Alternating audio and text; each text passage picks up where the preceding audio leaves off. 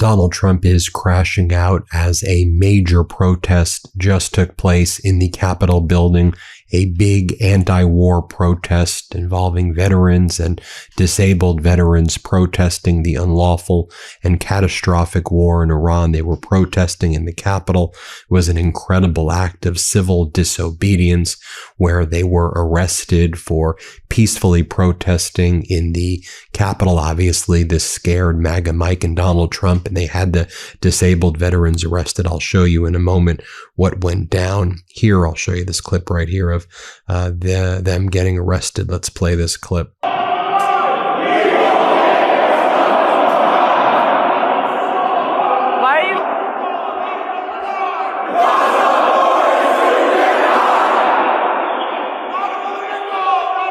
And then here I'll show you more of what this protest looked like. Let me show you this clip right here. We are veterans and military families demanding an end to the war on Iran. We demand that Congress not authorize 1 cent more to this war. We demand that Donald Trump bring back all U.S. military personnel and stop these illegal and immoral attacks on the Iranian people. We are holding red tulips, a symbol of sacrifice and martyrdom in Iranian culture, to pay tribute to the thousands of Iranians who have been killed as a result of this war. I'll show you one more clip from the protest itself.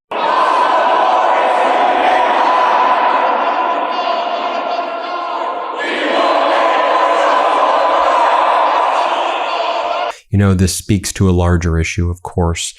Donald Trump's popularity, worse than Richard Nixon now. At the time Nixon resigned, there's never been any person in the White House who has less popularity than Donald Trump. His term is sinking. His term is collapsing.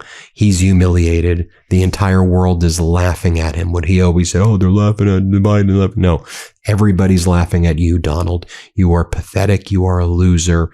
And you had the most horrific presidency in American history. You and your family will always be known for basically being the worst thing that's ever infected the United States of America.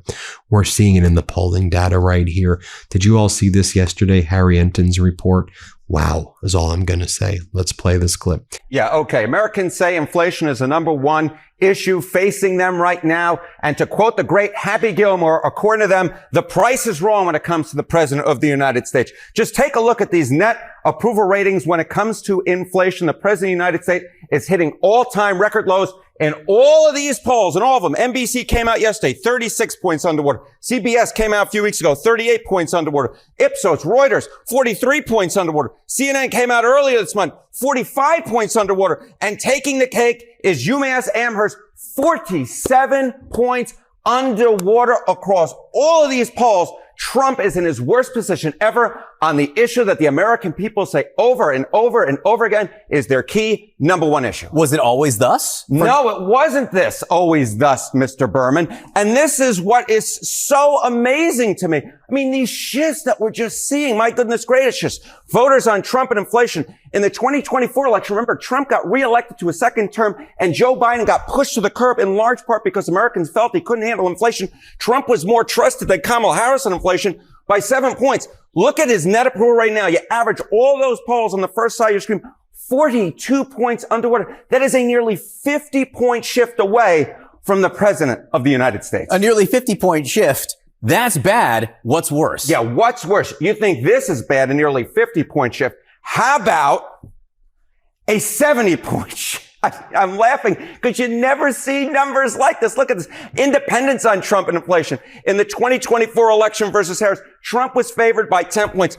Down he goes. Down he goes. He's down to 60 points underwater on inflation. That is a 70-point shift in a little bit less than 2 years worth of time. John Berman and I are big baseball fans. And I will tell you, I'm going to go to Trump's home borough in Queens because, to be honest, it's the only comparison I can think of.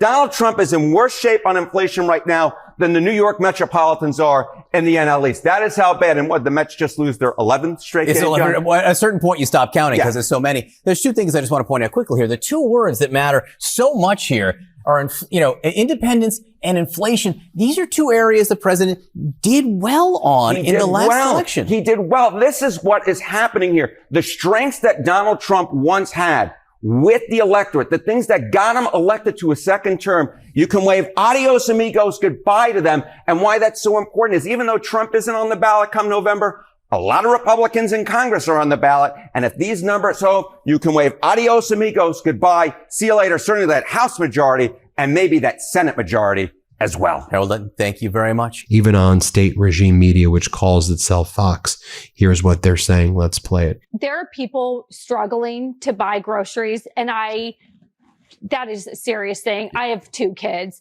Even the right-wing podcast bros who were so helpful to Donald Trump getting elected in 2024. And I was so furious at their behavior, how, in my view, they took the goodwill of their audience from being comedians or whatever and betrayed it by making this far right-wing MAGA turn, which maybe they were their whole life and they were just hiding it. But you have people like Andrew Schulz right here. And now here's what he's saying in his latest podcast. Let's play it. I mean, what's the first thing that this motherfucker did when they're trying to get us to believe in this war that makes no sense? It's like Hegseth is talking some shit about like God wanted us to do this. Like, man, you really got no reason for us to be over there. If you going to God immediately, it's like, what'd you say when a comedian's bombing and he goes, give it up to God? So when America's bombing and we go, give it up to God, it's like. People like Theo Vaughn claim to be comedians, but use their platform to prop up Donald Trump in 2024.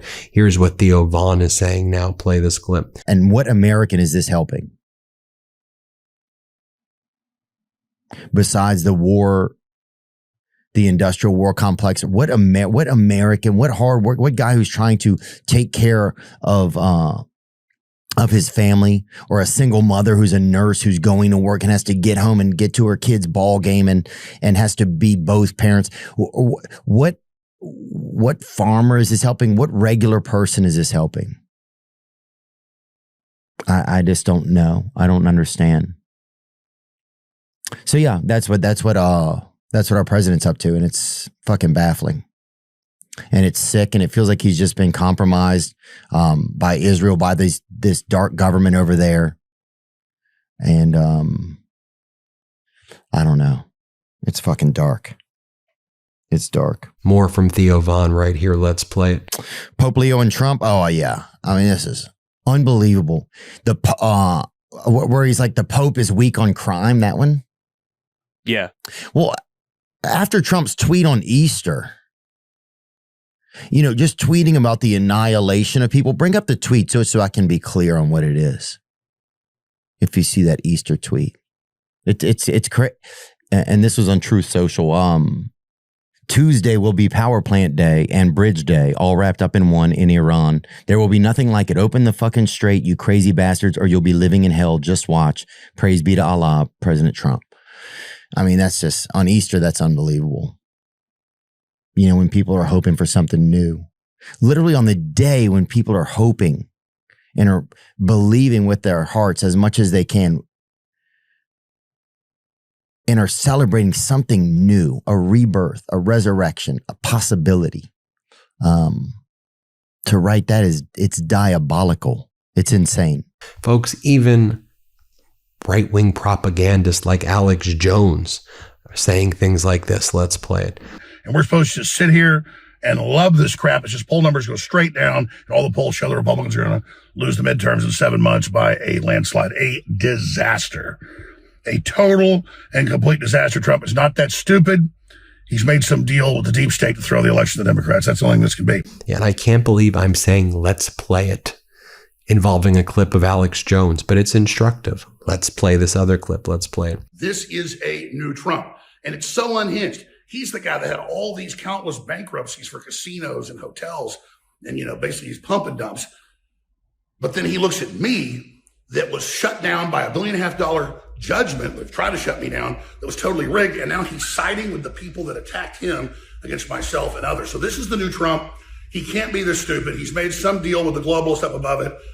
No doubt the Rothschilds are his biggest bankers. That's on record. They're the financiers of most of his properties, not the Russians, the Rothschilds out of the UK. And he's sabotaging the midterms. This is a deal. He's not this stupid. And watch what happens in 7 months with the midterms. That is the facts. But, he's all saying, I'm fired. Fired from what? I'm not ever needing access to Trump. I don't, at the end of the day, care about what Trump thinks about me. I wanted Trump to be good. I wanted his policy to be good and not turn against what he stood for. And one of the biggest critics of the Trump regime right now is Tucker Carlson. And Tucker Carlson said the following about, this reckoning that he's had and how upset he is at himself for supporting Donald Trump. Here, let's play this clip. You and I and everyone else who supported him, you wrote speeches for him, I campaigned for him. I mean, we're implicated in this for sure. Yes. It's not enough to say, well, I changed my mind, or like, oh, this is bad, I'm out. It's like, in very small ways, but in real ways, you and me and millions of people like us are the reason this is happening right now. Yes. So I do think it's like a moment to wrestle with our own consciences. We'll be tormented by it for a long time. I will be. And I want to say I'm sorry for misleading people. It was not intentional. That's all I'll say. But anyway, but the question does present itself immediately, like, what is this? Was this always the plan? You don't want to be a conspiracy nut, but like, clearly there were signs of low character. We knew that. Yes. But it didn't, there are tons of people of low character who like outperform their character. It doesn't have to be. Sort of the norm, actually, these days, I would say. I've outperformed my character a lot. I don't have especially high character, right? But, you try your best. But what was this? Was this always the plan? Looking back after the last year and a half, it seems like it kind of was. And it's easy. Well, you could get really deep about it and say, what was Butler? And by the way, it's not just Tucker, and it's not just Trump, rather. It's, J.D. Vance, the least popular VP basically in history.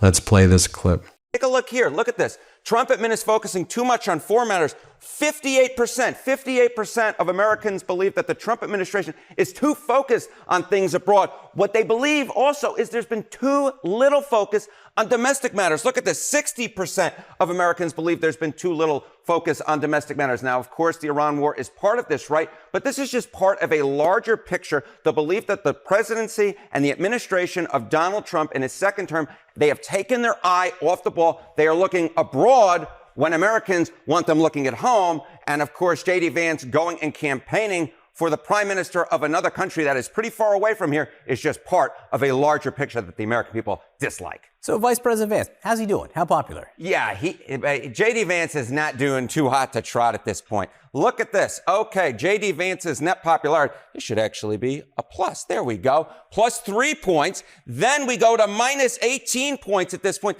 That is a 21-point swing in the wrong direction. J.D. Vance started off his vice presidency in plus territory, and now he is in negative territory. Down he goes, J.D. Vance getting dragged down along with the President of the United States. Where does he rank? Maybe along with, maybe because of that we don't know that. But where does he rank among other vice presidents? Yeah, you look at other vice presidents. Look at this. At this point in their vice presidency, historically the worst at this point in a vice presidency. Kamala Harris was at minus 13. Mike Pence was at minus 7. Joe Biden was at plus 4. Dick Cheney was at plus 37. This might be part of a longer trend of vice presidents becoming unpopular, but we can say J.D. Vance is historically the least popular vice president at this point in their vice presidency. Yeah, that is notable. It may just be a thing where Americans over time, we just hate everything. Yeah, that's true. Increasingly hate But everything. I love you. Thank you. I appreciate that, even though a lot less than you did in 2002.